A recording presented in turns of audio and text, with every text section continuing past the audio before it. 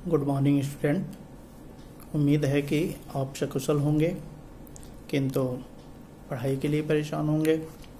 इसके पहले वाली वीडियो में बच्चों दूसरे चैप्टर अर्थात राम लक्ष्मण परशुराम संवाद का पद संख्या 1 और 2 की व्याख्या मैंने किया था और अर्थ ग्रहण संबंधी प्रश्नों से अवगत कराया था।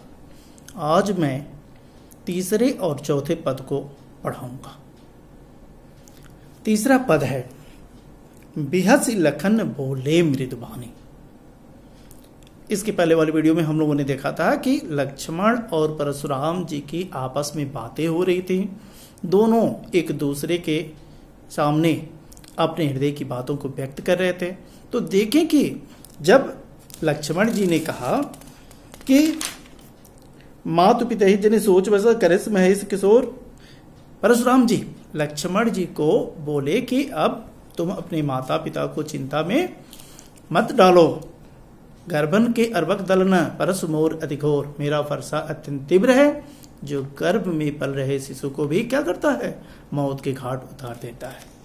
तो इतना होने के बाद में यदि कोई साधारण बच्चा रहता तब तो निश्चित रूप से डर जाता, लेकिन लक्ष्मण जी डरे नहीं। क्या कहे, परशुराम जी से प्रति उत्तर में बोल उठे।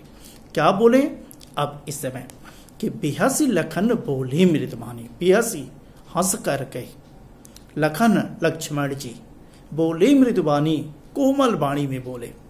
हंस करके कोमल वाणी में बोले। हंस करके मतलब क्या, हंस करके जब बात कहते हैं तो आपको पता है उस बात को हम उतना सम्मान नहीं दे रहे हैं, मतलब मजाक उड़ाते हुए, व्यंग करते हुए। तो बिहसी लखन बोले मृदुबानी, अहो मुनीष, इन्होंने व्यंग के रूप में कहा कि अहो हे मुनीषो, श्रेष्ठ मुनि, महाभट और माने हुए योद्धा। भट भट माने योद्धा होता है, महाभट मानी और अभिमान से परिपूर्ण। किसके लिए आया है ये विशेषण, परशुराम जी के लिए। कि लक्ष्मण जी बोल हंस करके कोमल वाणी में परशुराम जी का उत्तर देते हुए इस प्रकार बोल उठे। क्या बोले कि अहो मुनीस महाभटवानी, हे मुनि आप तो बहुत बड़े योद्धा हैं, श्रेष्ठ योद्धा हैं, मान्यता प्राप्त योद्धा हैं, लेकिन आप कार्य कुछ दूसरे ही तरीके का कर रहे हैं। क्या कर रहे हैं, क्या उन्होंने बताया कि पुनि पुनि मोहि दिखाव के ठारो।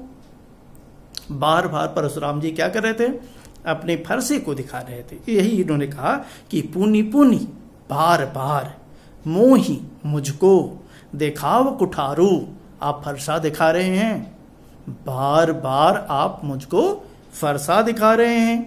चहत उड़ावन फूंकी पहाड़ो, ऐसा कार्य करते हुए आप ठीक वैसा ही कार्य कर रहे हैं मानो आप फूंक मार करके पूरे पहाड़ को उड़ा देना चाहते हैं। आशय क्या कि जैसे फूंक मारने से पर्वत उड़ करके दूसरे जगह नहीं चला जाता है, ठीक वैसे ही आपके बार बार फरसा दिखाने से मैं डरने वाला नहीं हूं। इसलिए इन्होंने कहा कि पुनि पुनि मोहि दिखाव कोठारू, चाहत उड़ावन फूंकी पहाड़ू। बार बार आप मुझे फरसा दिखा रहे हैं, आप इस तरीके से कार्य को करके आप ठीक वही कार्य करना चाहते हैं मानो आप अपने फरसे से, ये अपने फूंक से पूरी पृथ्वी को, पूरे पहाड़ को आप उड़ा देना चाहते हैं। लेकिन हे ऋषि ऐसा कार्य होने वाला नहीं। क्या, यहाँ कुम्हड़ बतिया को नहीं। कुम्हड़ बने कोहड़ा, बतिया मतलब छोटा सा कोहड़े का बतिया, अर्थात कली के बाद में जो फल बनता है, फल क्या, प्रारंभिक अवस्था।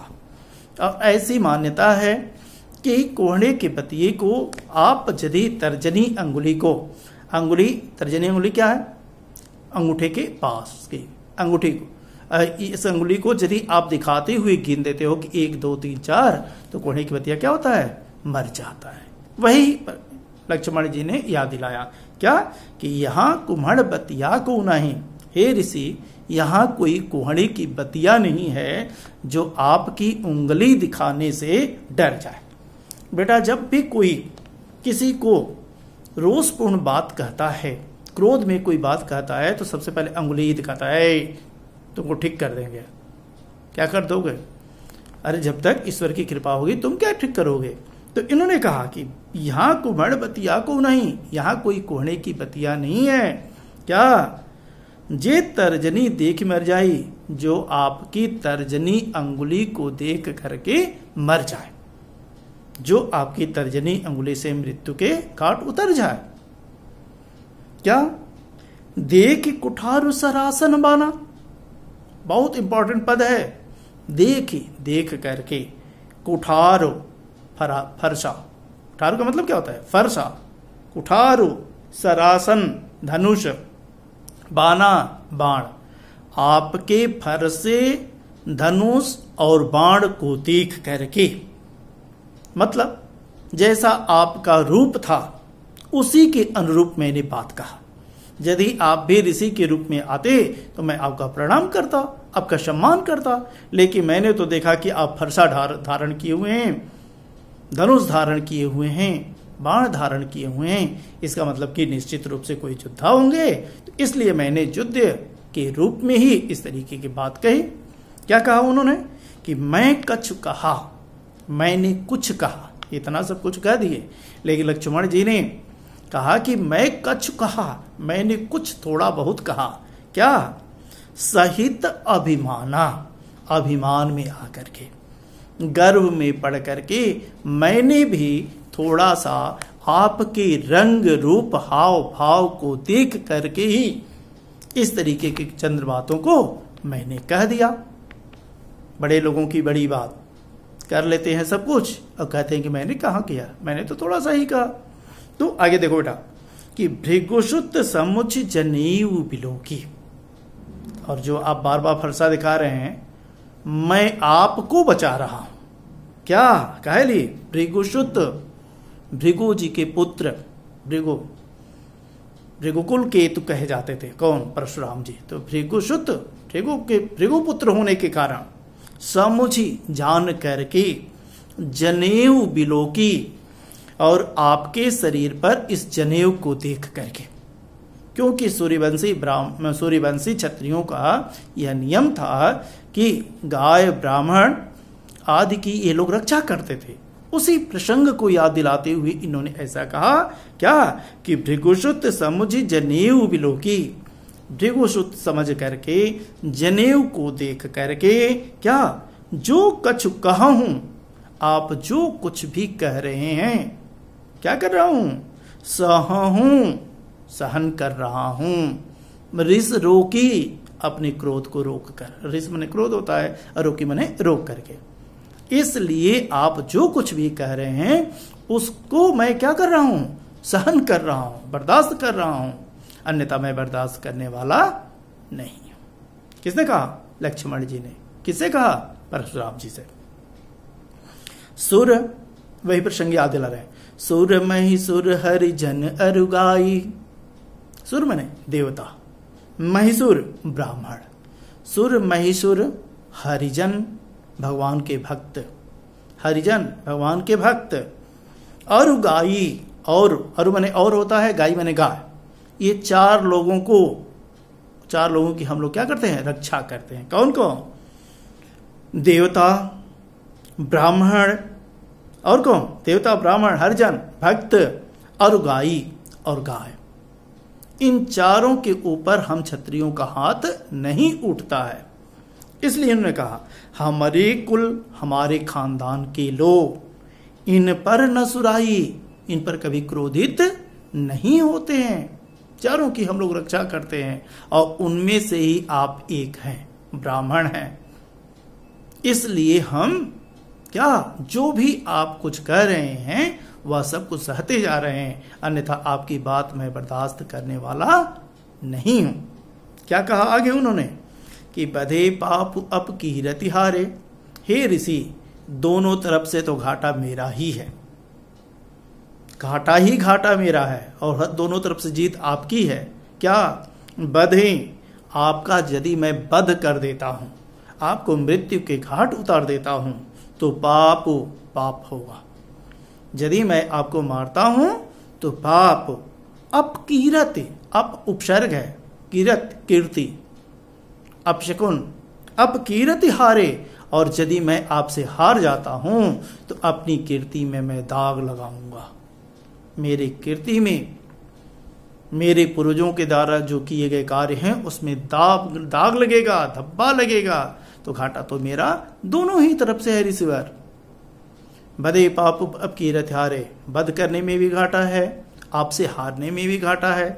इसलिए क्या मारता हूं, अभी तो आप बात कह रहे हैं ना, खरी खोटी आपने बात ही कहा है, मारता हूं। ध्यान दे रहा बेटा, शब्द पर विचार करो।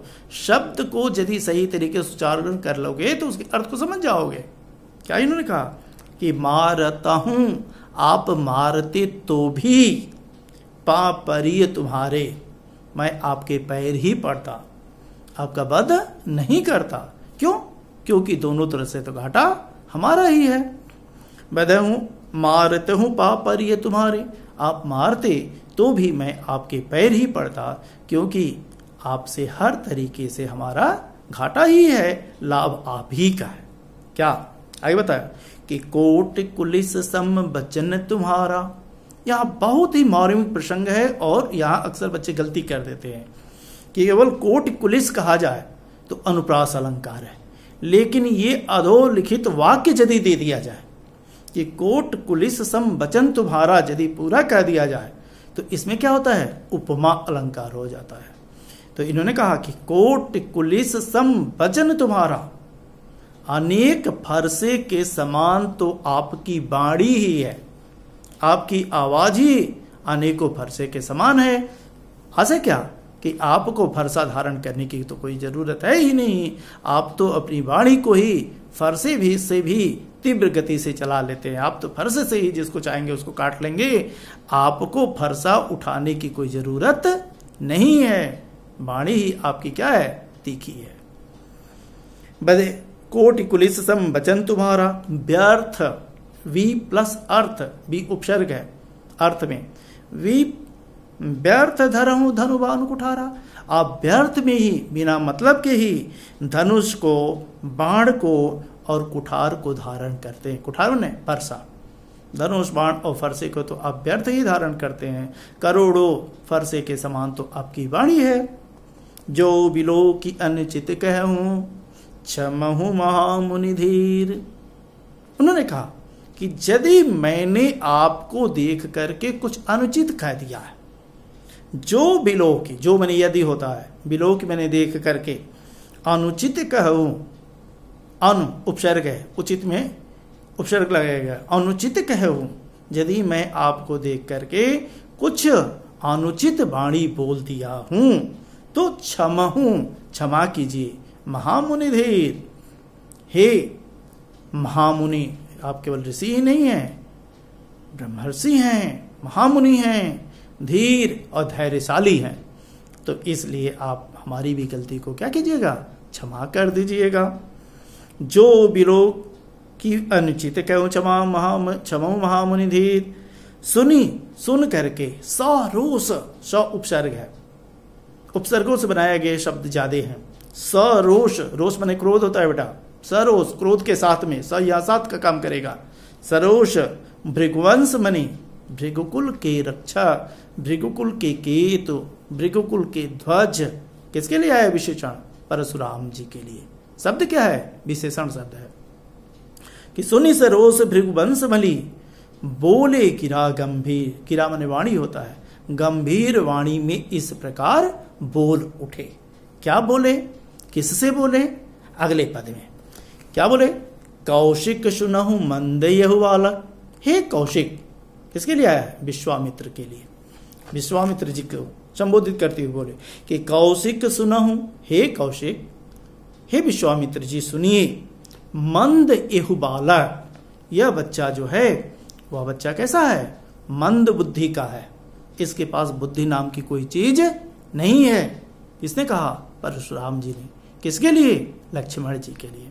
क्या कहा कि कौशिक सुनहु मंद यहु बालक, हे कौशिक सुनिए, यह मंद बालक है, कुटिल, कुटिल है, टेढ़ा है, काल बस और मृत्यु के बस में हो गया है, निज कुल घालक, निज मने अपना होता है, कुल मने खानदान होता है, घालक मने मिट्टी में मिलाने वाला, और अपने खानदान की इज्जत को यह मिट्टी में मिलाने वाला है। भानुवंश, भानुवंश, भानु मने सूर्य, सूर्य का पर्यायवाची शब्द है। भानुवंश सूर्य वंश के लिए क्या है? सूर्य वंश राकेश, सूर्य वंश रूपी चंद्रमा। यहां लोग गलत अर्थ ले लेते हैं। सूर्य वंश रूपी चंद्रमा के लिए कलंकु है, या कलंक है, धब्बा है। रघुवंश के, रघुकुल के लोग तो ऐसे नहीं होते हैं। उस खानदान में ऐसा उदंड बच्चा जन्म लेकर के अपने खानदान की इज्जत को क्या किया है? मिट्टी में मिलाया है। इसलिए इन्होंने कहा कि भानुवंश राकेश कलंको निपट निरंकुश, निर बिना, अंकुश रोक, और बिना यह रोक का है। निरंकुश बच्चा है। और क्या है? अबूधु, एक एक शब्द की मैं व्याख्या कर रहा हूं। अबूधु बुद्धिहीन है, इसके पास बुद्धि नाम की कोई चीज है ही नहीं। अशंको, और शंका नाम की तो इसके पास में चीज ही नहीं है, अर्थात क्या? निडर है। यह बिना रोक का निरंकुश बच्चा है, बुद्धिहीन है और निडर है। काल कवल, काल का मतलब मृत्यु होता है, कवल का मतलब ग्रास होता है। मृत्यु का यह ग्रास क्या? ही होएगा। क्या? क्षण माही, कुछ ही देर के बाद में यह मृत्यु का ग्रास बनने वाला है। मृत्यु के घाट इसको मैं उतारने वाला हूं। क्या? कहूं, कह रहा हूं, पुकारी, पुकार पुकार करके, खोरी मोहि नाही। हे उपस्थित इस सभा के लोगों, हे विश्वामित्र जी, अब इसके बाद में मेरा किसी प्रकार का कोई दोष नहीं है, क्योंकि मैं बार बार पुकार पुकार करके इस बात को कह रहा हूं। अब यह बच्चा निश्चित रूप से क्या? मरना ही चाहता है। तुम हट कहूं जो चाहूं बारा। तुम, आप, किसके लिए? विश्वामित्र के लिए आया है। किसने कहा? परशुराम जी ने कि हे विश्वामित्र जी, तुम चाहूं, तुम हट कहूं जो, हट कहूं मने रोक लो, जो चाहूं यदि चाहते हो, उबारा बचाना। हे विश्वामित्र जी, तुम इस बच्चे को यदि बचाना चाहते हो तो क्या करो? इसको रोक लो। क्या कह करके? कहीं प्रताप बल रोष हमारा। कहीं मैंने कह करके प्रताप महिमा, बल शक्ति, रोष क्रोध हमारा। हमारे क्रोध की महिमा बताओ, हमारे बल की महिमा बताओ, हमारे प्रताप की महिमा इससे बताओ, और कह करके इस बच्चे को तुम चाहते हो कि मैं बचा लूं तो इसको रोक लो, अन्यथा यह मृत्यु के घाट अब उतरने ही वाला है। लखन कहू पुनि सुजस तुम्हारा। लक्ष्मण जी ने कहा, लखन कहो, लक्ष्मण जी ने कहा, मुनि, हे मुनि, क्या? सुजस तुम्हारा, आपकी कीर्ति को, सुजस आपकी जो कीर्ति है, तुम्हारा आपकी, तुम ही अछत, तुमको छोड़कर, तुम ही मैंने आपको, अछत छोड़ करके, को वर्णई, कौन वर्णन कर सकता है? पारा पार पा सकता है। आपको छोड़ करके आपकी कीर्ति का वर्णन करने में कौन समर्थ है? कौन पार पा सकता है? अर्थात आपको छोड़ करके और आपकी कीर्ति का पार पाने वाला कोई नहीं है। क्या इन्होंने कहा कि अपने मुंह तुम आपन करनी, अपने मुंह से ही आप अपने द्वारा किए हुए कार्यों को, अपने मुंह तुम, परशुराम जी के लिए, आपन करनी, अपने द्वारा किए गए कार्य को, क्या? बार अनेक भांति, आप अनेक बार क्या किए हैं? बहुवर्णी, बहुत बार वर्णन कर चुके हैं।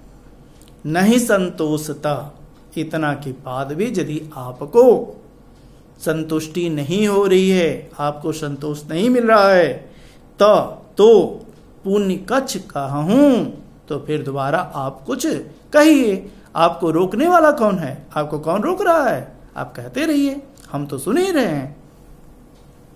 जनि रिस रोकी, अपने क्रोध को रोकिए मत। जनि नहीं, रिस रोकी दुसह दुख सहो, अपने क्रोध को रोक करके आप दुसह कष्ट को सहिए मत, अर्थात दुसह कष्ट का सहन मत कीजिए। वीर व्रती,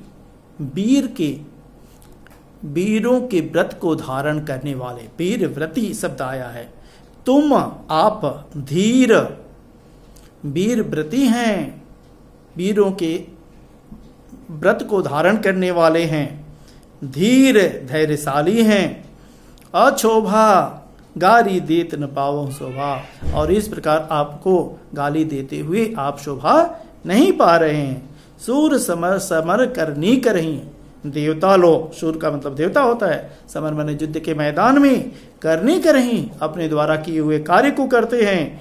कही न जना वही आप, केवल अपने को कह करके जनाते नहीं है कि मैं क्या हूं, मेरी कीर्ति क्या है, मैं क्या कर दूंगा, कैसे कर दूंगा। विद्यमान रन पाई रिपु, विद्यमान प्राप्त करके, रण युद्ध के मैदान में, रिपु शत्रु को, कायर कथही प्रताप, कायर लोग केवल अपनी महिमा का गुणगान करते हैं। बाकी सब हम लोग इसके प्रश्नोत्तर, अर्थ ग्रहण संबंधी प्रश्नोत्तर को अगले वीडियो के अंक में क्या देखेंगे। आज के लिए बस इतना ही, धन्यवाद।